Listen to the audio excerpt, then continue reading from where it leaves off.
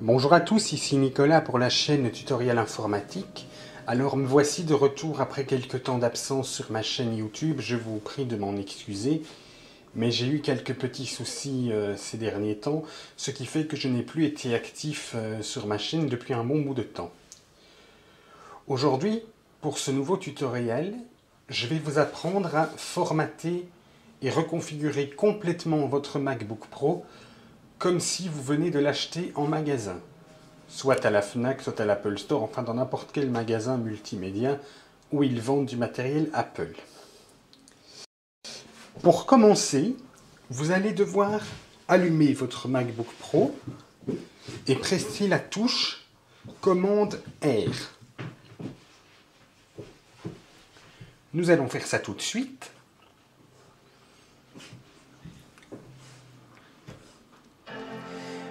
Donc dès que vous entendez le ting d'allumage, vous restez appuyé sur la commande R pour rentrer dans le système recovery de l'ordinateur.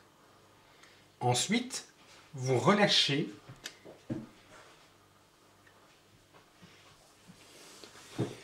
et vous attendez que la barre de progression du Mac recherche le système recovery. Ensuite, il vous demande de rentrer dans votre session .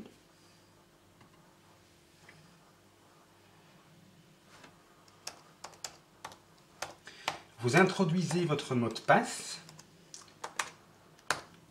pour rentrer dans le mode recovery du Mac. Alors nous, ce qui va nous intéresser, c'est deux options. Utilitaire de disque qui se trouve ici et réinstaller macOS Monterey.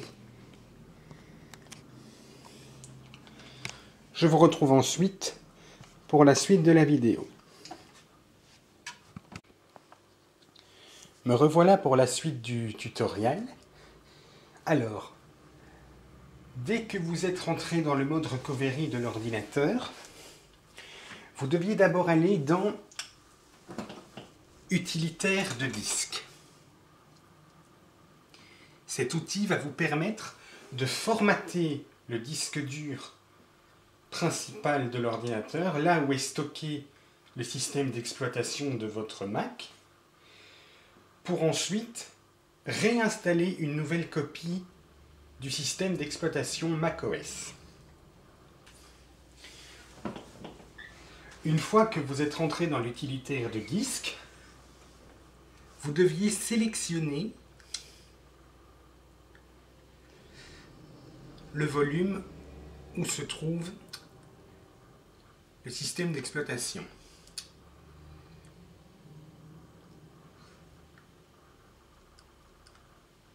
Ensuite, cliquez sur Effacer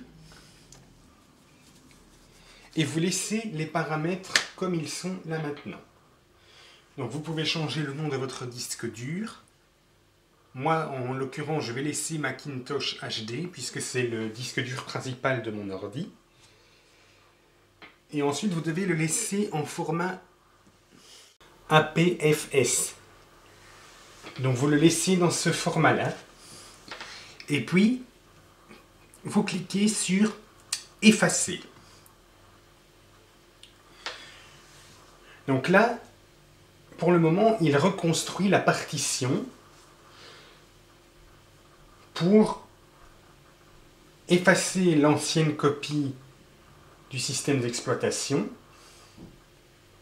pour pouvoir réinstaller la nouvelle copie du système. Après avoir fait cela, vous cliquez sur OK, vous quittez l'utilitaire de disque et vous allez maintenant aller dans Réinstaller macOS Monterey. Vous cliquez dessus et là il vous indique pour configurer l'installation de macOS Monterey, cliquez sur Continuer. Vous attendez le chargement des informations d'installation.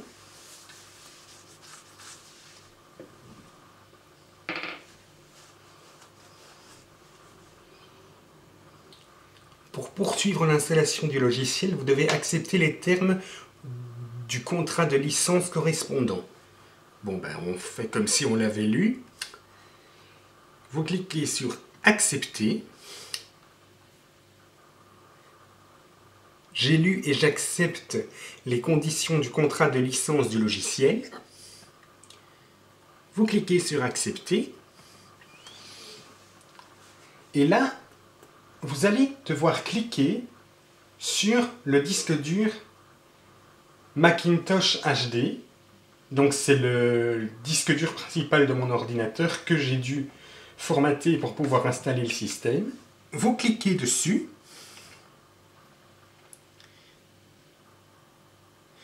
Donc ça veut dire que le système d'exploitation de macOS va être installé sur ce disque dur là, le disque dur principal de l'ordinateur. Vous cliquez sur Continuer. Et maintenant, vous devez patienter jusqu'à la fin du téléchargement du logiciel d'installation de macOS. Je vais couper la vidéo et je vous reviens tout de suite après, quand le chargement aura terminé. Me revoici après un long moment d'attente de chargement, de réinstallation du système.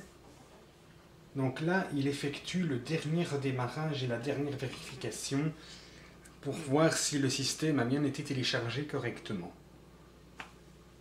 Ensuite, il va revenir sur l'écran de configuration de votre Mac.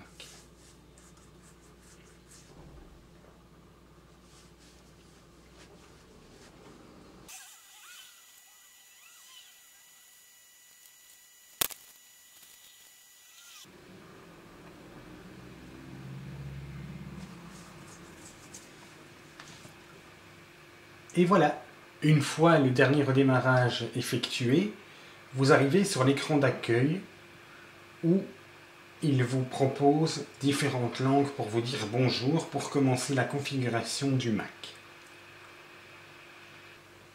Cliquez ici pour démarrer la configuration. Vous deviez maintenant choisir votre pays et la langue de votre Mac.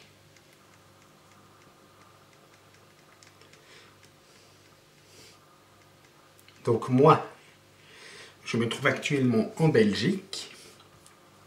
Cliquez sur Continuer.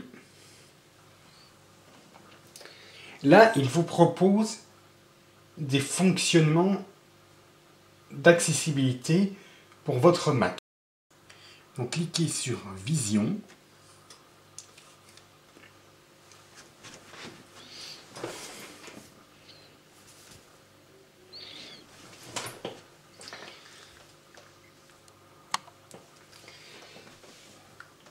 Il me propose d'activer VoiceOver, mais principalement c'est pour les personnes malvoyantes ou aveugles, mais ce n'est pas mon cas pour autant. Cliquez sur Continuer en décochant la case Activer VoiceOver. Donc pour mon cas, c'est déjà fait. Réduire, agrandir. Donc on va activer le zoom. Donc vous pouvez activer un zoom pour agrandir un texte avec votre souris de haut en bas avec les deux doigts. Donc ça, je vais laisser activer.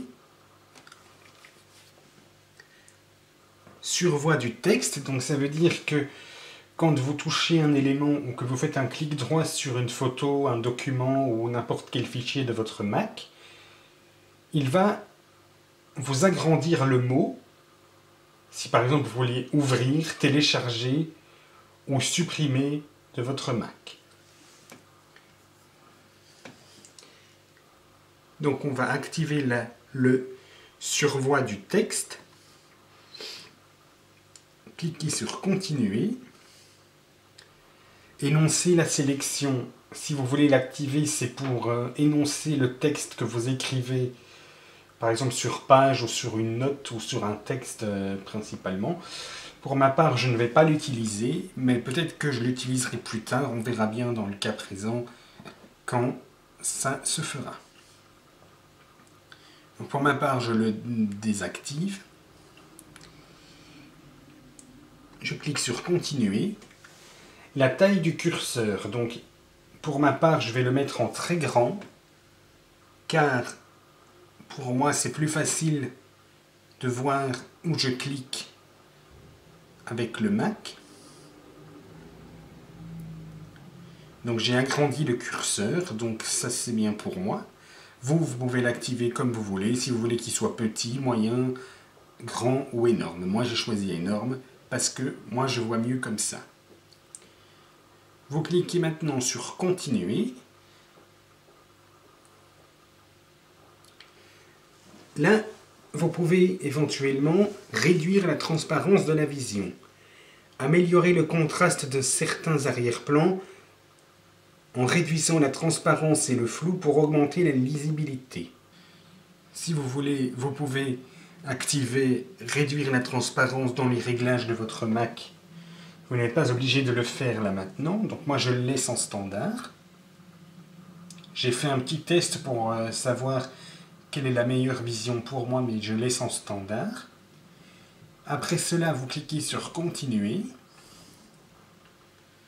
Là, vous pouvez augmenter le contraste, mais personnellement, moi je le laisse en standard.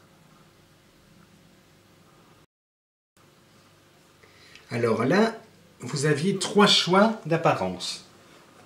Vous pouvez laisser votre Mac en clair, en sombre ou en auto. Donc ça veut dire que tout le long de la journée, quand c'est le jour, il vous laissera l'apparence en clair, et quand il fera nuit, il vous mettra l'apparence de votre Mac en sombre. Vous pouvez le changer à tout moment dans les réglages de votre Mac si vous souhaitez changer d'apparence. Si vous trouvez que le clair n'est pas assez bien pour vous, vous pouvez le mettre en sombre ou en auto dans les réglages du Mac.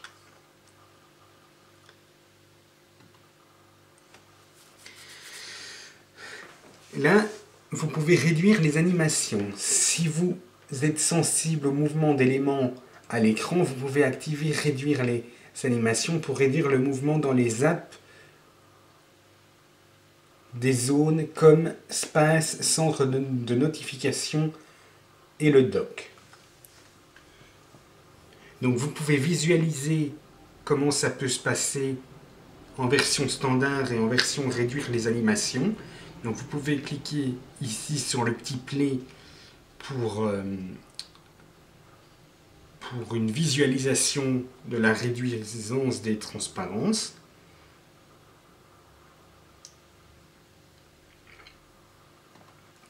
Donc pour ma part, je vais le laisser en standard. Et donc voilà, pour le reste, je n'ai pas besoin d'autres paramétrages d'accessibilité. Donc j'ai fait pour la vision, donc c'est bien pour moi. Ensuite, après ça, vous cliquez sur continuer. Alors là, il vous demande de vous connecter à votre réseau Wi-Fi pour pouvoir continuer la configuration du Mac. Pour cela, je vais couper la vidéo le temps d'entrer mes codes Wi-Fi et je vous reviens tout de suite après. Voilà, donc mon mot de passe Wi-Fi a été saisi. Donc maintenant, je vais cliquer sur continuer pour continuer la configuration.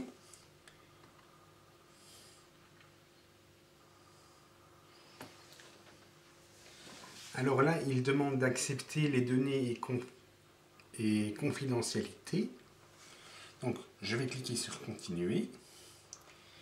Alors ici, il vous demande une assistance migration. Donc, si vous aviez fait des sauvegardes récentes de Time Machine sur votre Mac, vous pouvez la restaurer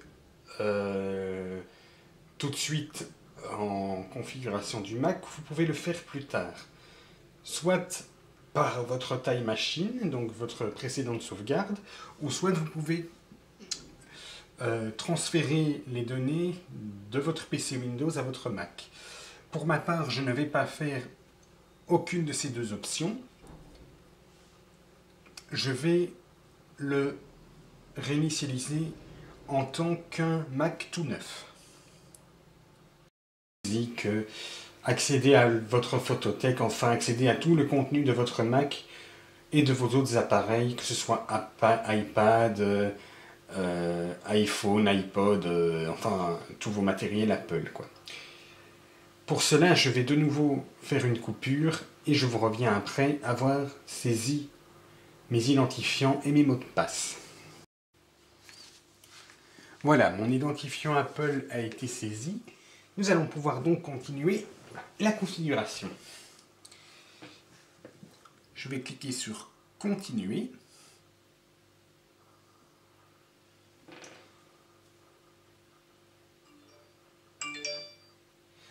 Voilà.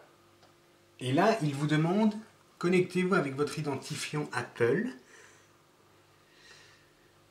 Et il vous envoie sur votre autre appareil, que ce soit votre iPad ou votre iPhone, un code d'accès que vous devez introduire pour continuer la configuration. Donc pour ma part, je l'ai reçu. Donc vous avez une notification qui vous demande de connexion avec votre identifiant Apple et il localise automatiquement où se trouve votre Mac pour vous connecter à votre identifiant Apple à Bruxelles. Donc ça c'est chez moi. Donc je vais cliquer sur autoriser et je vais introduire le code.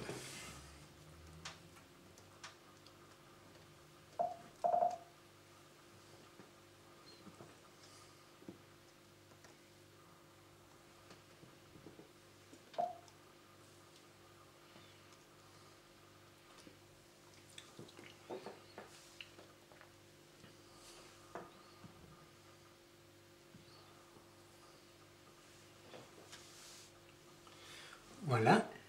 Là, vous devez accepter les termes de conditions générales d'iCloud. Accepter. Et là, vous arrivez sur la création de votre compte utilisateur de votre Mac.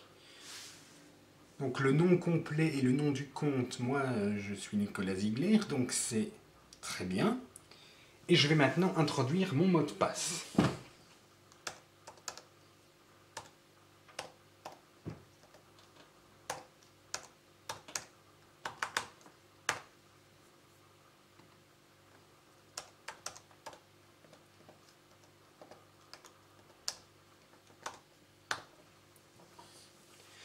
Donc le mot de passe que j'ai introduit vous servira à vous connecter sur votre session du Mac. Donc à chaque démarrage de votre ordinateur ou en cas de veille, soit vous introduisez votre mot de passe ou vous vous connectez grâce à votre Touch ID avec votre empreinte digitale. À vous de choisir ce qui est le mieux pour vous. Mais la fonction de déverrouillage avec la Touch ID ne fonctionnera pas au démarrage du Mac. Donc vous introduisez tout le temps ce mot de passe pour pouvoir accéder à votre session.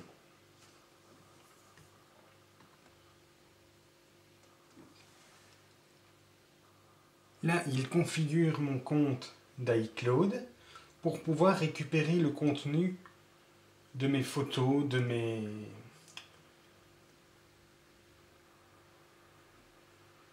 et de tout mon bazar qui est sur iCloud.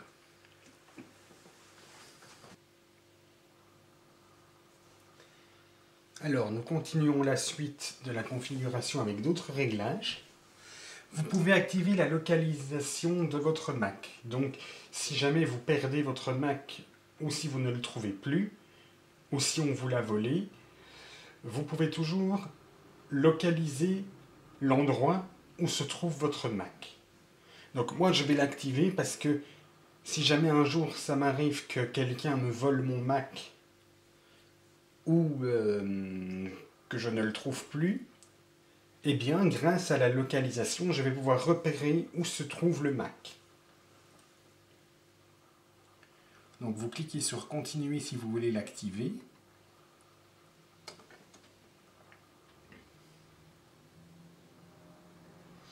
Donc là, faites de cet appareil votre nouveau Mac.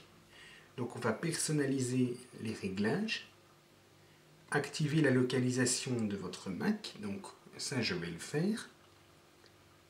Les analyses, donc si vous avez un plantage d'une application ou de votre Mac, eh bien si vous activez l'analyse, il enverra à Apple un rapport d'erreur du système.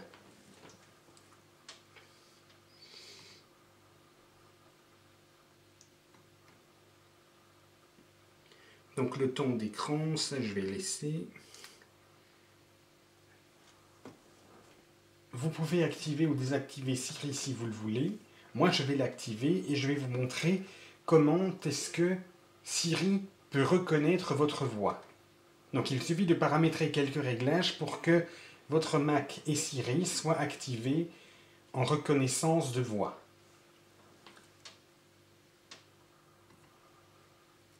Configurer Dis Siri. Donc ça veut dire que si je dis, par exemple, Dis Siri, quel temps fait-il? Eh bien, il s'activera tout seul et me répondra automatiquement.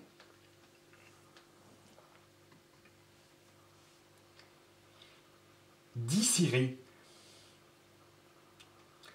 Dis Siri, envoie un message.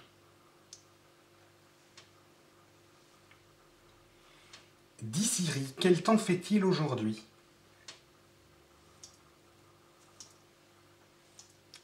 Dis Siri, comment se profile le reste de ma journée?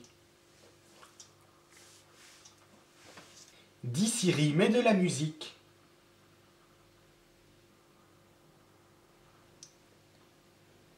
Voilà, la configuration de Dis Siri est prête. Améliorer Siri et dictée, je vais le faire plus tard, car moi ça ne m'intéresse pas trop.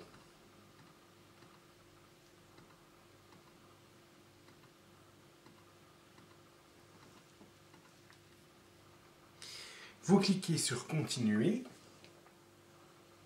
Et maintenant, votre compte va être bientôt configuré. Donc, chiffrement du disque dur, on va le laisser comme ça.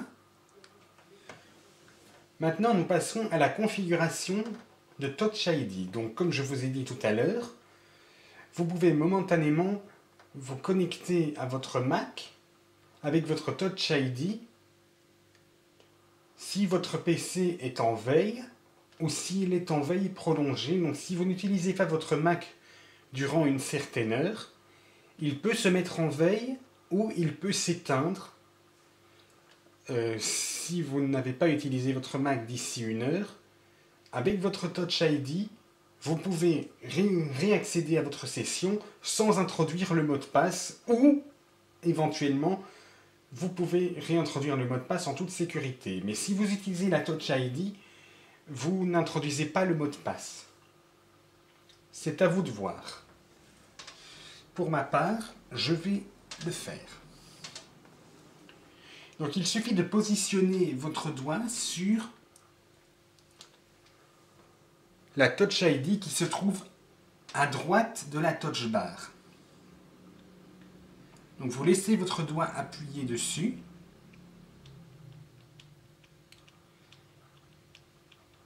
Et là, il est en train d'analyser votre empreinte digitale. Touch ID est prêt. Vous cliquez sur Continuer. Et là, il vous demande si vous voulez ajouter une carte de paiement pour vos applications ou pour vos achats sur Apple Store. En ajoutant vos cartes de crédit, vos cartes bancaires, si vous devez effectuer un paiement pour un achat sur Internet. Moi, pour ma part, je ne vais pas le faire parce que ça peut mettre toutes les données personnelles de votre carte bancaire. Donc, je préfère le faire au fur et à mesure si jamais j'en ai besoin. Donc, je vais sauter cette étape et cliquer sur Configurer plus tard.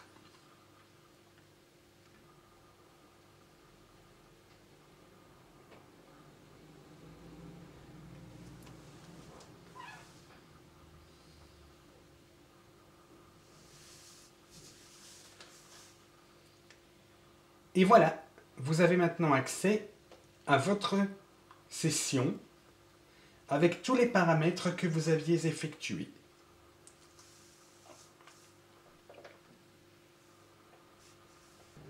J'espère que ce tutoriel vous aura aidé et vous a plu.